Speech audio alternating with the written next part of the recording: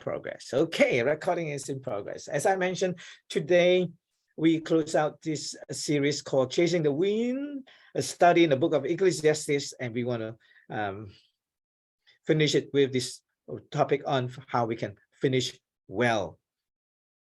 We started in chapter 1 when Solomon wrote about everything is meaningless, or in the Hebrew word, he used the word hevel, Hevel.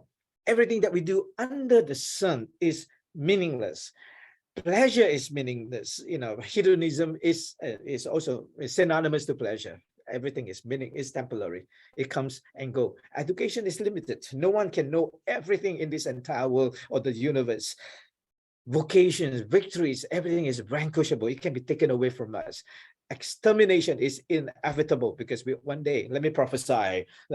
I'm not a prophet, but let me prophesy. One day we are all going to die.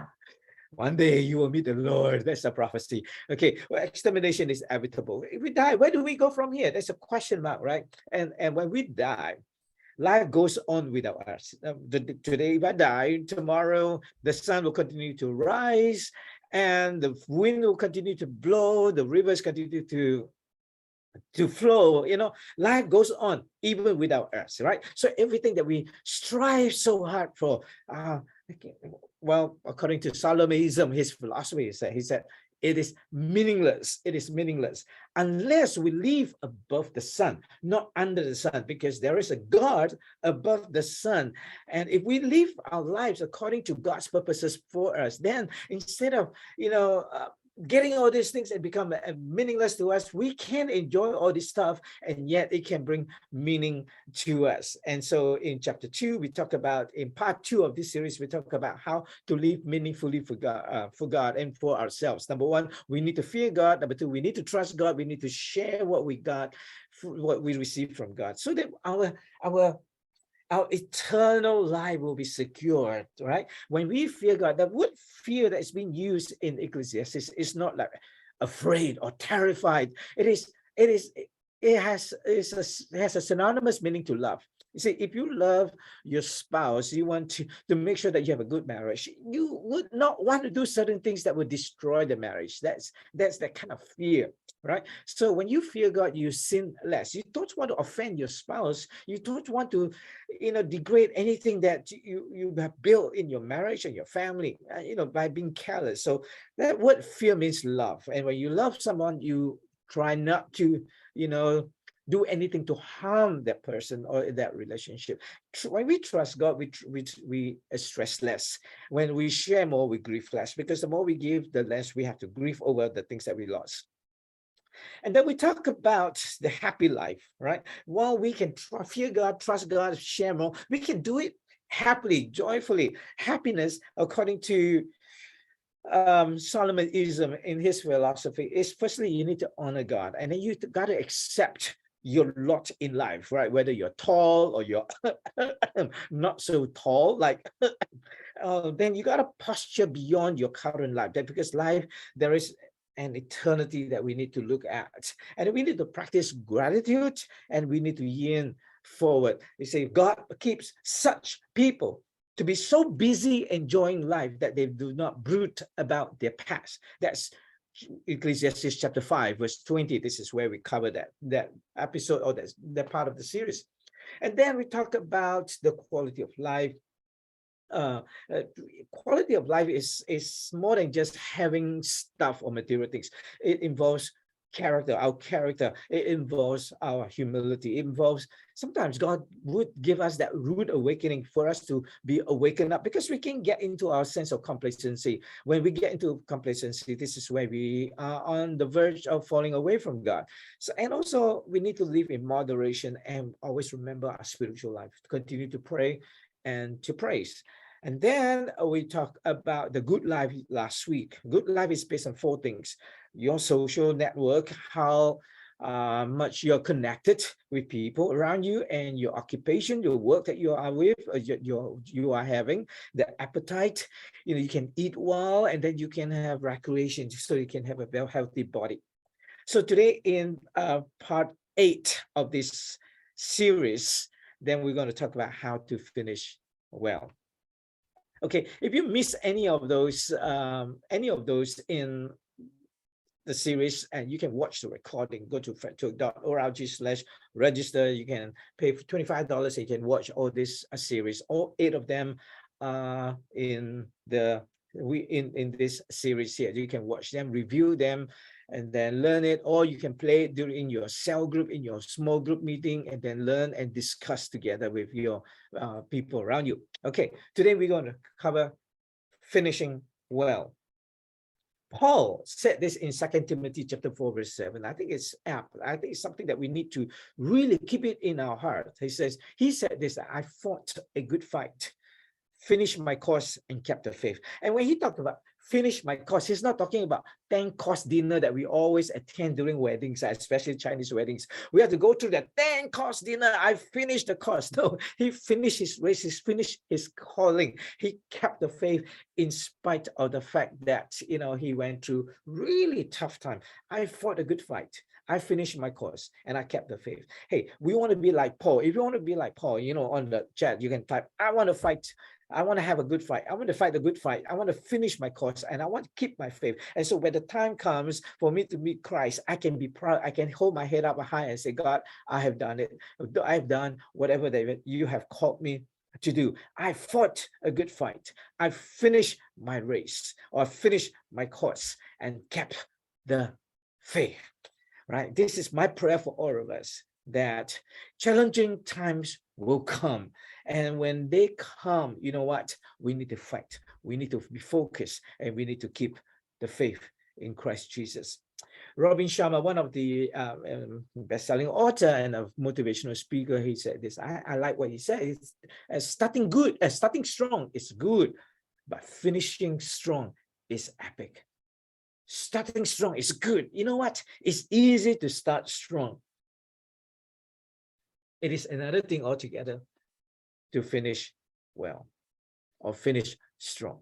You know what? We need to start strong, and we also need to finish strong. It's often easier to start than to finish well. There's so many things I want to do, but can we finish them? That's the question that Jesus will ask, perhaps, when we see him. All right, I see that you started this, but you never finished that. You started that, but you have never finished that. So you started a lot of projects, but have you finished them? What are your fruits? You got to start, and you got to see that fruit in your life. All right. In Ecclesiastes chapter 12, the word remember or do not forget appeared 8 times. So there's a emphasis on Solomon to tell us, hey, you got to remember and do not forget. So it's about mindfulness, right? When you are called to remember this, remember your old times, remember that, remember you have to do this. So if you have been told to several times to remember what you ought to do, that means he's telling us that we need to have a mindful life, knowing what we are doing and being mindful about where we are, what we are doing, who we are connecting with, and why we are doing what we are doing. So to finish strong and to finish well, we need to live mindfully. And 4 things I want to talk about: how to live mindfully and how we can finish strong. Mindful living is about knowing what you're doing, where you are, who you are connecting with, and why you are doing. And before we meet God, before we have been buried in this gravestone and all that, let's do 4 things. And I use the acronym HOPE. For some of you who are following me for a while now, I favorite using acronyms because it helps me to remember. I'm not sure about you, but when I teach, with the acronyms, it helps me to remember what I'm supposed to teach. All right, 4 things we can do to finish well. And all this is all part of mindful living. Number 1, he says we need to honor God. We need to live honorably. In Ecclesiastes chapter 12, verses 1, it says, don't let the excitement of you cause you to forget your Creator. Honor him in your youth before you grow old and say life is not pleasant anymore. honor him in your youth. Youth is very subjective. As long as you are able to function physically, you can walk without any aid, and you can speak without having to have any gadgets to help you. You can hear without having to need a hearing aid and all that. You're still in your youth. And as long as you are able, you ought to be honoring him. Honor him, in your youth. As I look back in my life, as I look back into my youth, you know, I made many countless, many countless mistakes, and I failed in many things, right? I'm involved in so many things, so many problems, so many conflicts, and I realized that, hey, I'm not perfect, right? But I try the best I can in all my life, to honor God. I became a Christian when I was 13 years old. I went to church with my brother. My brother was supposed to be my guardian. He will bring me everywhere he go, because this was told to him. Both my parents are working, or they're running a coffee shop, so they had leave the home early in the day, come back late in the night. My brother was told to because I'm the youngest, all right, to chaperone me everywhere I go, or to bring me along with him everywhere I go. And so I hated it. He hated this fact that he had to bring his younger brother, who is annoying to him, everywhere he go. And so, I'll tag along, and people call him Toad. Like my surname is Toad, right? They call him Toad, and then they see me, they call me Tadpole. That's what. I'm a Tadpole. All right. Okay. So one day his friends invited him to church. You know what? He got to bring Tadpole along. So I'm the Tadpole. I had to go. I went along with him. And on that day, in 1973, I remember when I was just 13 years old, I became a Christian. And from then onwards, I never turned back. And I said, God, I'm going to serve you. I'm going to do whatever I can to honor you. All right. And the Bible says, for those who honor God, right, he will honor them. And those who despise him will be lightly esteemed. That means the more you honor God, the more you will be esteemed by God. Right. When we are younger, we can play the fool, right? This is a little boy in Cambodia, in one of the villages, and he was just, bathing in this little container. I thought it was funny. I took this picture. We have fun as a child, as a kid. We can be the fool. We can play the fool like this guy here. Hopefully I don't look like that. But as a young person, right, when we are healthy, as long as you're healthy, you're still young, okay? And, do we play the fool all the time, or do we serve and honor God with our time, right? Otherwise, we are just wasting our time. This is my class in secondary one. I was 13 years old when I became a Christian. Look at this guy. This guy here, not me. This guy, not me. I am up here. Here in the corner, the smallest guy in the class. Tadpole. With the tail, Tadpole with the tail. Right? And so I became a Christian when I was this. And I felt like, okay, very small, bullied by classmates. But I found peace, I found love, and found joy in becoming a Christian. I said, God, I want to serve you. All right, this is me when I was a teenager. Wow. Steady. This is in the 70s. Steady. Long hair. Long hair. One day, when I don't say this. Okay, this is where I began to play the guitar. I play in a rock band. I play all this rock music, like the time Bad Company, Free, Uriah Heep was the name of those rock bands, and we play music and all that. But then after that, I said, God, I'm going to serve you with my talent. I'm going to serve you with my ability to play the music, and therefore I serve in the worship team. Then went to the army. I got bullied also, but these are my mates. Two of them have passed on. This and this guy, these two guys have passed on. This is my good friends here. We're still together. And in the army, I was called the Holy Tok. No more Tadpole, now Holy Tok. Because you know, when we go out for field camp, for those Singaporean boys you serve in the army, when you go to field camp, you know what? You're not fighting against the enemy. You know, your rifle aim at an invincible enemy, but you're not fighting any enemies. You're fighting the mosquitoes. It's like fighting mosquitoes. And so many of my platoon mates, camp mates, they were all smoking. They're all smokers. That time in the 70s, you know, you smoke to drive the mosquito away.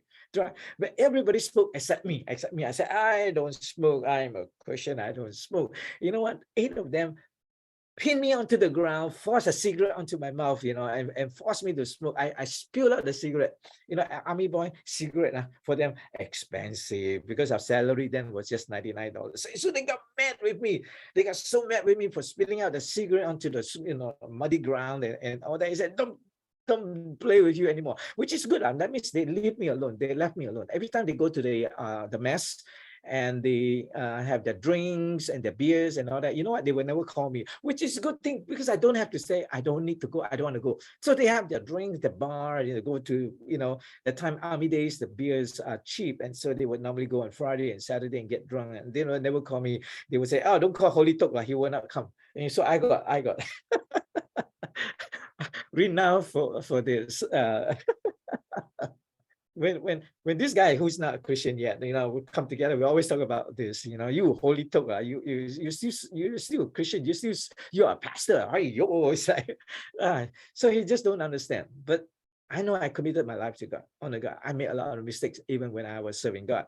And so one day a prophet came to me and said, I see that you are a rabbit. I said, what rabbit?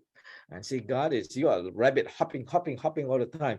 And that was, you know, my, you know, right after my army days. He said, you are a rabbit. This I sound like a frog, right? Rabbit. But I'm a rabbit. And true enough, I'm a rabbit. I hop all over the world. From here, I go to everywhere, and I teach everywhere. So today I'm that rabbit. I hop here, hop there, hop there, hop there. I just came back from the Philippines. Last week I was in Baguio City in the Philippines. I was tuning in from there, and next week I'll be in Jakarta. So I'm like a rabbit, and God has called me to be that guy, to be able to minister to places. I've gone to places, to continents, but except these 2 continents, not yet, South America and Africa.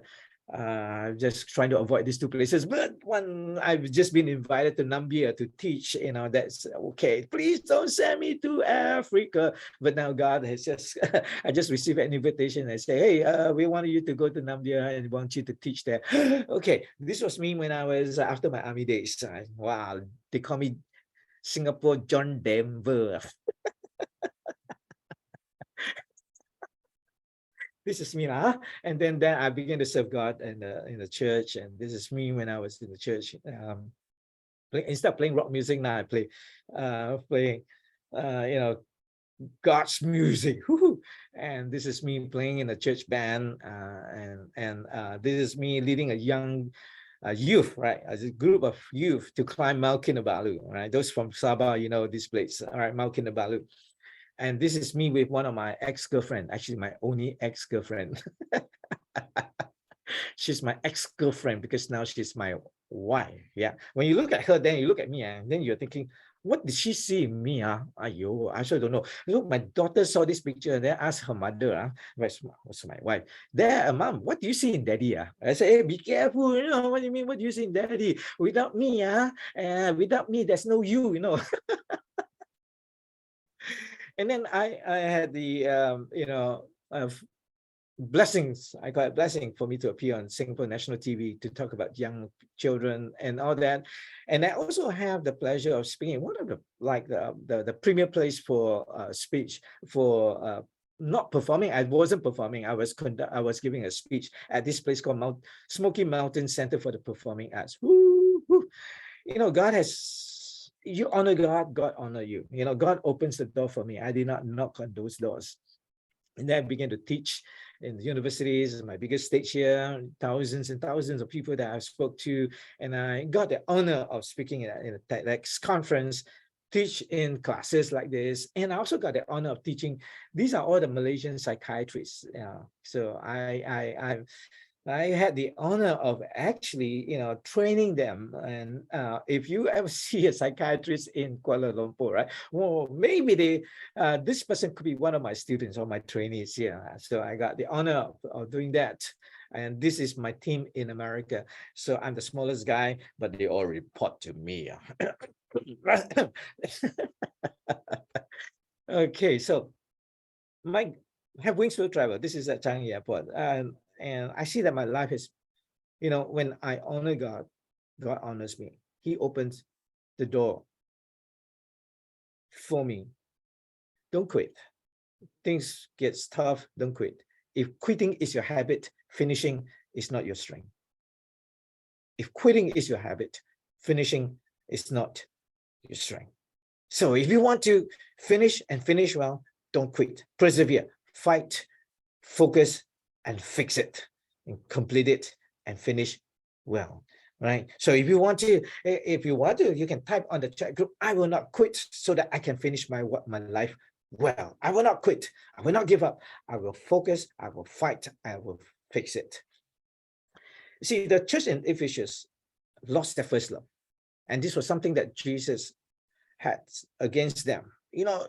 Perhaps in when they were young in their faith, they were faithful, they were on fire. But as they become familiar, as they go on in their ministry, in their life, you know what? They lost their first love. And sometimes it happened to us too. Here, honor God in your youth, not just in biological age, but youth is like you're young in the Lord. Hey, honor Him. Do something, serve Him. Don't miss that opportunity, which comes to our second mindful living steps here. First, you got to be mindful to honor God, and you got to be mindful about the opportunity that you are given. So you have to be opportunistic, right? Those who finish well find opportunity, and then they do their best, and then they complete the race. See, opportunity are out there. We need to be opportunistic. Don't waste opportunities. Honor Him in your youth, serve Him as you can. And then in Ecclesiastes chapter 12, verse 2, he says, remember Him, remember God before, right? Before you gets old. And then he gives a very poetic way of describing old age. He says, remember before you get old. This is how he describes. He says, remember Him before the light of the sun, the moon, and the stars is dim to your old eyes. Before this thing happened, right? Remember Him. That means you need to take opportunity before all these things happen, before your eyes get dim, before everything become blurry to you, before the rain clouds continue to darken the sky that you cannot see the brightness of the world. Remember Him. He says, before your legs, the guard for your house. Your legs are, he said, your guards of the house. Because if your leg is strong, you can stand, right? But if you're weak, your legs are weak, you cannot stand anymore. That's a lot of things you can do as a result of that. He says, when your legs, the guard of your house, start to tremble before your shoulders, the strong man begin to stoop. Right? So, hey, you got to remember Him, because, hey, you honor Him. Remember all these things before you age. Remember to take opportunity to serve Him, because one day you have to give an account to God about what you are doing while you're journeying in this world. Remember Him before your winding, before and before your eyes, the woman looking through the windows see dimly, before everything in your body deteriorates. Remember Him before the door to life's opportunities is closed and the sound of work fades. That means you got to take up these opportunities when it is presented to you. Now you rise at the first chirping of the birds, but then all your sounds will grow faint. Remember Him before you become fearful of falling. When you age, right, the worst thing that can happen to any aged person is a fall, right? And this is like Like for centuries, people know this. Even the time of Solomon, as he aged, he knew. Now his bones are brittle. He's at his deathbed. He's probably in his 80s or his 90s. He says, before you become fearful of falling and worrying about danger in the streets, before your hair turns white like an almond tree in bloom, and you drag along with energy like the dying grasshopper, and the cashberry no longer inspires sexual desire, because all this will just dim in your life. And remember him before you near the grave, your everlasting home, when the mourners will weep at your funeral. Why do we remember him? Well, you need to remember him because you need to serve him. You need to take the opportunity to do something for the kingdom of God. Because one day when we face him, we will be judged. We will be judged by God based on what we have done while we are in this world. Yes, remember your Creator now, while you are still young, before the silver cord of life snaps and the golden bowl is broken. Don't wait until the water jar is smashed at the spring and the pulley is broken at the well. Don't wait everything in your body fall apart. Then you say, oh, I'm going to die, but I have not served God. That means you have missed that opportunity. So while you are healthy, while you are young, while you are still able, take up the opportunity. Procrastination is always the thief of time. Ecclesiastes chapter 11, verse 4, Solomon says, whoever watches the wind will not plant. Whoever looks at the clouds will not reap. Right now, whoever keep looking into your social media, into your phone, watching all these reels and all that, you're watching all this, you're not going to do anything because you're wasting your time. Wasting your time, then you know what? Watching all these things doesn't do anything to help you in any way. So you might as well make use of the time, make use of the opportunity to do something fruitful, to do something meaningful. So as long as it is day, we must do the works of him who sent me. Night is coming when no one can work. John chapter 9, verse 4. So if you're healthy, when you are still young, before you get to a point where you lose all your teeth, you lose all your eyesight, you lose your hearing, and your body begin to break down and all that, don't wait till that time. Then you do something meaningful. Let's look at the opportunity around us. Don't look for trouble. Don't look for faults, but look for God in every opportunity. The first thing that when we are considered, the first thing that's developed in us in the fetus is the brain. This is the brain here. And then you can see that in the fetus, in the womb of a woman, right? The brain is always the biggest part of the body. So it look like a Martian, look like an alien. And then when it's fully formed, the brain is already, formed in a sense. So then we become more normal in that sense. But the first thing that is born, that when we are born, is our brain. And God says, I call you while you are in the womb. And you know what? We are all called by God to do something. But as we age, our brain begin to shrink. So you grow to a point. Right now, our brain is still growing as long as we're alive. But then as we age, Alzheimer's disease will strike all of us. Dementia will strike all of us. We can only delay. We cannot stop it. Then you can see that the brain will shrink. When our brain shrunk, right? Then we are not able to serve to the fullest of our capacity. You can see the atrophy in advanced Alzheimer's disease here. This is normal brain. This is Alzheimer's disease brain. You can see that there's the brain has actually shrunk. Don't wait till this before you do something. While you are this, do something. Do something. The human brain gets smaller as we grow older. This usually happens sometime after middle age. So how does the brain deteriorate? Number one, disuse. When we don't use our brain, you don't use it, you lose it, or its brain will get smaller or deteriorate when we age, and or possibly because of some kind of disease that we suffer from. So then 10 warning signs of dementia. Before these things strike, you know what? You need to take opportunity. Don't wait too late before you say, oh God, I want to serve you now, right? So if you are aging in your 40s right now, your 50s right now, you have memory loss, you have difficulty for performing familiar tasks, things that you always do, then you find it hard to do. Disorientation to time and place where you are, why, the time of where you are, withdrawal from work or social activities, poor or decreased judgment, misplaced things that you cannot find. Where are my keys? Where are my keys? And a problem keeping track of things, and changes in your mood and behavior, trouble with images and special relationships, and problem with language. If you're experiencing any of these symptoms, talk to someone, talk to your doctor. But don't wait till when you're experiencing all these things, you say, God, I want to serve you. Early onset of disease can begin with people right now, actually in their 30s. So you got to keep yourself healthy, especially in your mind.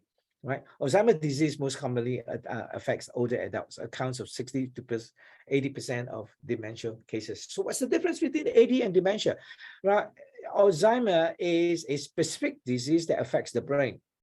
Alzheimer is a type of dementia. Dementia is a general term for decline in cognitive ability. So there are many forms of cognitive decline. So one of them is Alzheimer, right? But Alzheimer is and dementia has the same symptoms in that sense. So while you are able, people who finish well, look at opportunities and said, I'll do that.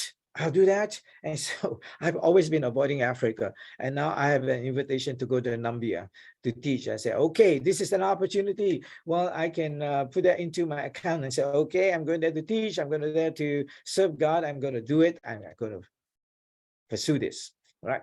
Be opportunistic. Finish well. Right, look at opportunities. Don't skim through all this, waste time with skimming through the social media, looking at all these, reels and all this YouTube stuff. Be opportunistic. Is there something I can do here? Is there something I can learn from, and all that? Thirdly, we need to be prudent. Right, we need to honor God. We need to be opportunistic. We also need to be prudent. Live wisely. Prudent is synonymous to wisdom. A prudent person is a wise person. And so a prudent person has good judgment, good judiciousness. That means they can judge well. They have good sagacity. That means they have good ability of wisdom, ability to know what's right, what is wrong. They're shrewd. They have visibility. That means they can learn. They are able to learn. They are teachable. They have common sense and have this thing called senses.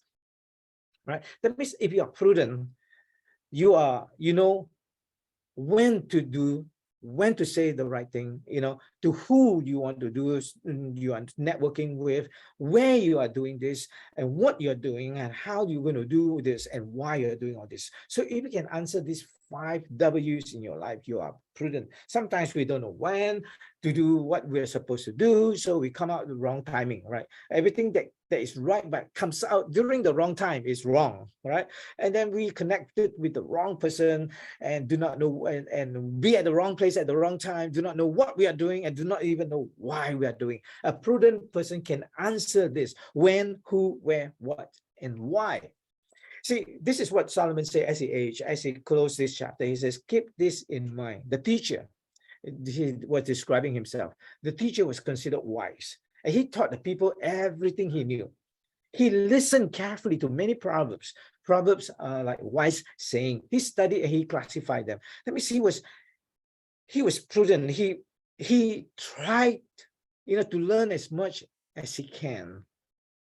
And the teacher himself, he said, sought to find just the right words to express truth clearly. We're saying the right thing at the right time and using the right words and right truths. The words of the wise are like cattle prods, painful but helpful. Their collected sayings are like nail-studded stick with which a shepherd drives the sheep. So he was using the example, two analogy, how to be prudent. Number one, we need that what you call the goat, right? Cattle goat is like a cattle prod, and it will prod the goats to move. And then you have the nail-studded stick, right? You fasten things together, right? So he he actually used two analogies to describe how to be prudent.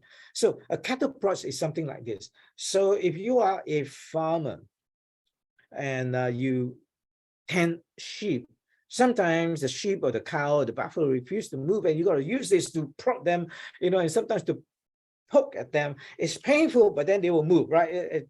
Painful but helpful.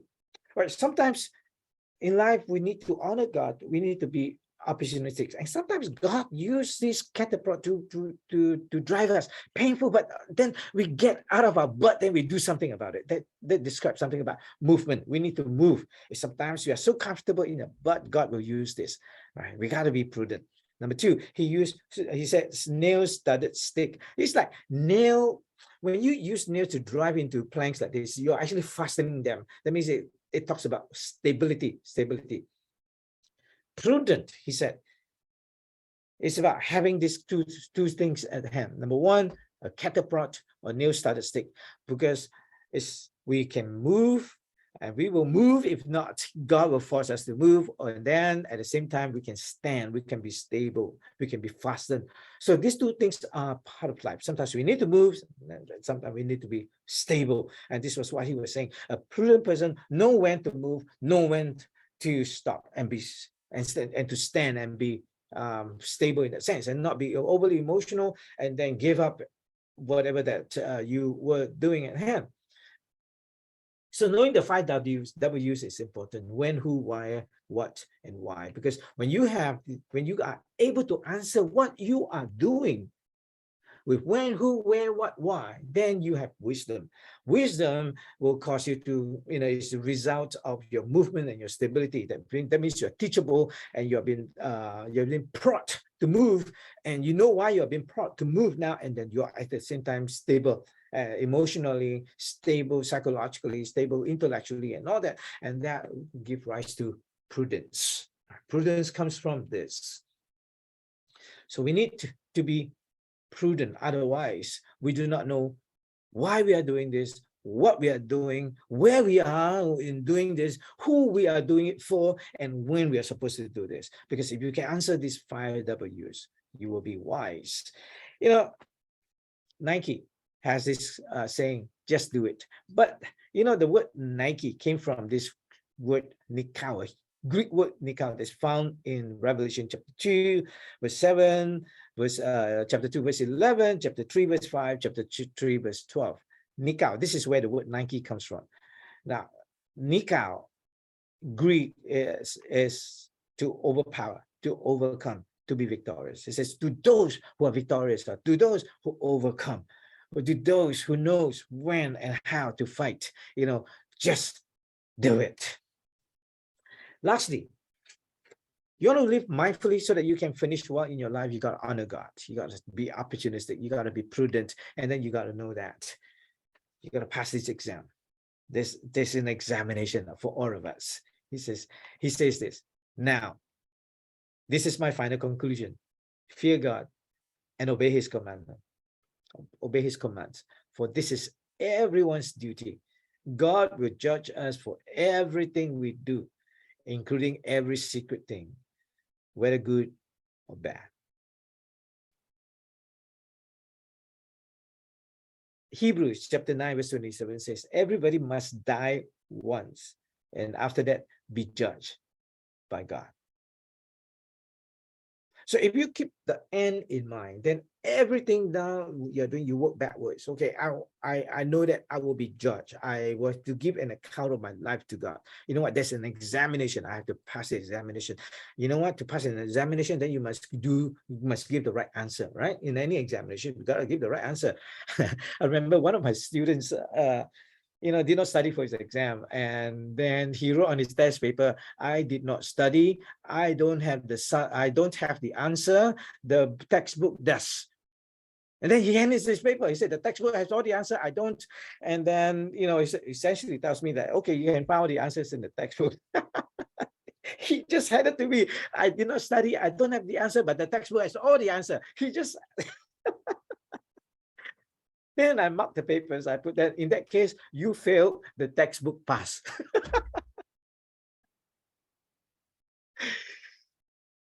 Well, The textbook, i.e. the Bible, had taught us, warned us that we will all be judged. What are you doing with your life? I fought a good fight. I finished the course and I kept the faith. That's what Paul says. We started with this, right? One day, Jesus himself said in Matthew 25 that when we do well, he will welcome us. He says, he will say to us, well done, my good and faithful servant. This is what we want to hear when we pass on from this world, when we transit from this world to the next, and then we open our eyes upon our last breath, we see Jesus and he said, well done, my good and faithful servant. That means we're past the examination, we're past the test. The scariest thing, the scariest words that we will hear from Jesus is when he said, I never knew you. That's the scariest words when you see, open your eyes, you see Jesus, Jesus. Well, Jesus in Matthew chapter 7 said, many people come in, Lord, Lord, and all that. You know what? I never knew you. So if you start with the end in mind, knowing that, hey, this is what we're supposed to do, this is the examination that we have to pass, then honor God. Honor God. Take every opening as an opportunity for you to serve, to do something meaningful. And then, be prudent about this. Otherwise, I think this is the worst thing we will hear when we see Jesus.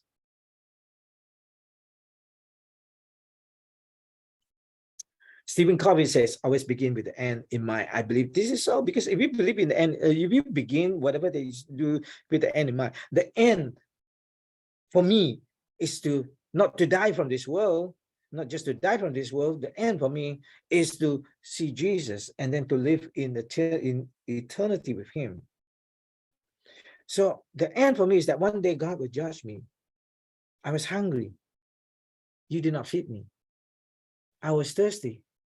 You did not give me water to drink. I was naked. You did not clothe me. I was in prison.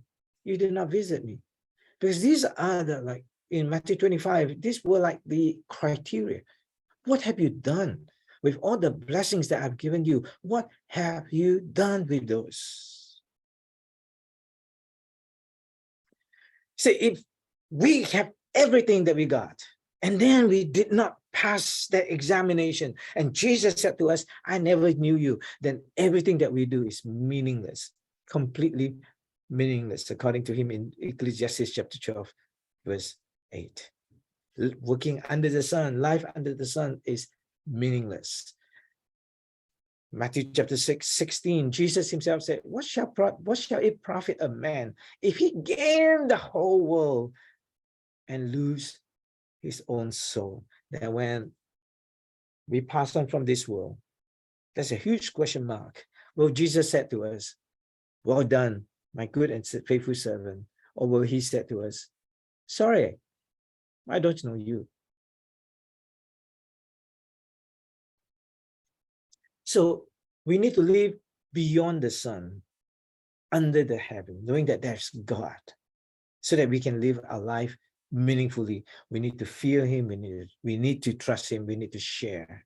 Because ultimately, this sharing here is important, right? This sharing here is important because Jesus in Matthew 25 said, I was hungry.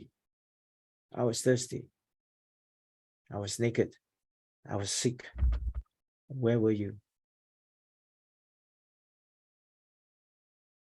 So these are the 4 things that we need to do to live our life meaningfully, so that we can finish well. Honor God, be opportunistic, look for opportunity. Don't skim through whatever doors that will open to you. It could be God telling you, this is an opportunity. For years, I've been telling, singing that song. It's a joke. Please don't send me to Africa. I don't think I want to go to Africa, but now there's an opportunity, right? Okay. All right. Okay. In 2023, I'm earmarked to go there. Okay. Yes, Lord, here am I. Send Pernell. Lord, here am I to India. Here am I. Send Pastor Eli Brown. But here am I, Lord, send me. And I need to be prudent. because at the end of the day, I need to start whatever I'm doing with this in mind. I need to pass this exam. Then I move backwards. I need to be prudent. If I want to pass this, I need to be prudent. If I need to be, prudence also means that I need to be opportunistic so that I can honor God with whatever doors that were open to me. You work backwards. All right, Eli Brown said he's ready to go. Go where, Eli? India? Come to Singapore or Malaysia first, okay? We'll take good care of you. Firstly, you got to pass the test of a missionary. Taste durian. That's the ultimate test. So HOPE. Let's finish our life well. Be mindful. Be mindful that one day you will be examined by God. Be mindful to be prudent. Don't waste your time. Don't waste your life away. Be mindful of the opportunity that was given to you. Be mindful. Remember to serve God before your age, before you age, before all this, your body begin to break down. Do so now so that, hey, you have something to give to God. Finishing well. This complete our 8 weeks of sharing on chasing the wind, a study in the book of Ecclesiastes. I hope you enjoy it as much as I enjoy preparing it. I prepared this 2 months ago because I don't prepare it a week before. Usually I prepare the whole series 2 months ahead so that whatever I'm sharing now, then, is the right timing. Okay. So some announcement before we close. All right. Next week, we're starting a new series, how to live peacefully, right? Peaceful living. It will be 6 weeks of studying about shalom, peace, finding the peace in our life. The world needs peace. You and I needs peace. The peace is called shalom. And so from next week onwards, please come and join us every Saturday morning in Singapore and Friday evening in the States, right? We're going to talk about peace, the different forms of peace and how to attain peace, how to attain long-lasting peace. And it culminates to October 9, where we will talk about, mental health, because October 10 is World Mental Health Day. So it's like well programmed, well timed out, well spaced out, which is good.